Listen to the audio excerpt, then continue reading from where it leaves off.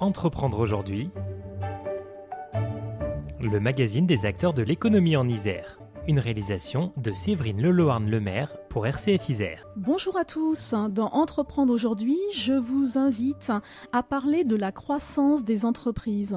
La croissance de l'entreprise, on sait que 70% des entreprises, quelles qu'elles soient, ne passent pas le cap des 3 ans. Nous sommes en compagnie pour aborder ce point de Anne-Lise Jost. Bonjour Anne-Lise. Bonjour. Anne-Lise, vous êtes fondatrice et dirigeante de l'entreprise Altica Traduction qui est basée à Voiron. Qu'est-ce qu'Altica Traduction ? Alors, Altica Traduction est une agence de traduction qui propose des services linguistiques pour les entreprises. Nous leur proposons des services de traduction principalement depuis et vers les principales langues européennes et mondiales. Altica, donc ça a été créé en 2000. À l'époque, vous êtes 2 femmes et vous voulez créer une entreprise de traduction. Alors, ce qui est surprenant, c'est que dès la première année, vous avez un chiffre d'affaires tel que vous devez embaucher. Ça, je pense que les 3/4 des jeunes entrepreneurs qui rêvent de créer leur emploi doivent être jaloux. Alors, c'est un métier qui est plutôt en tension, où il y a quand même beaucoup de demandes. Au niveau international, il n'y a pas assez de linguistes pour réaliser l'ensemble du travail qu'il y a en traduction. Et c'est d'ailleurs pour ça que des outils tels que des traducteurs automatiques existent.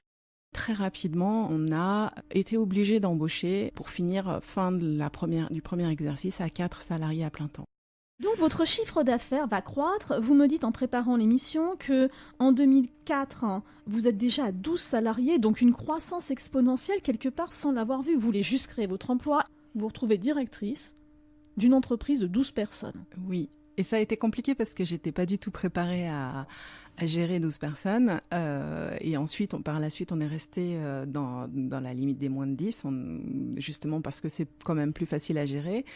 Le pic de 12 personnes, il s'est fait naturellement. On avait tellement de demandes de la part des clients que ça nous a semblé normal et logique d'embaucher, de recruter des talents complémentaires, d'autres couples de langues et puis de la main-d'œuvre. Comment vous avez fait ? Honnêtement, je sais pas. C'est-à-dire qu'on a vraiment eu une chance incroyable. On a créé un site web et les demandes sont arrivées quasi toutes seules. On n'a pas fait de commercial pendant plus de 5 ans. D'accord. Donc ça veut dire que votre produit était bien positionné, votre offre était bien positionnée.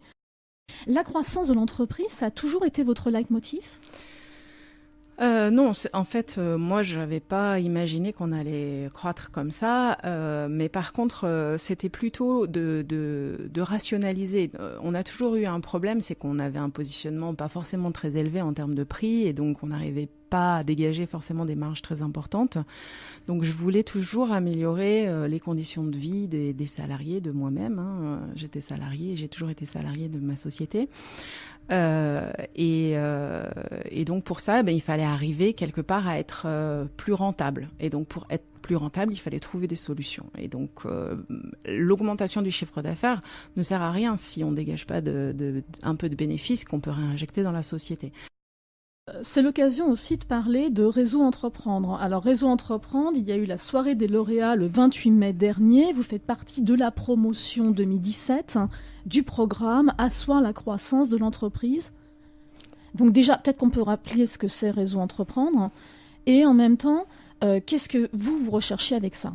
Alors, j'ai vraiment eu de la chance de croiser effectivement plusieurs personnes du Réseau Entreprendre qui m'ont parlé de ce réseau d'entrepreneurs qui favorise le développement des sociétés par la bienveillance et le partage, la réciprocité. Donc c'est un réseau de chefs d'entreprise tout simplement qui aident leurs pairs.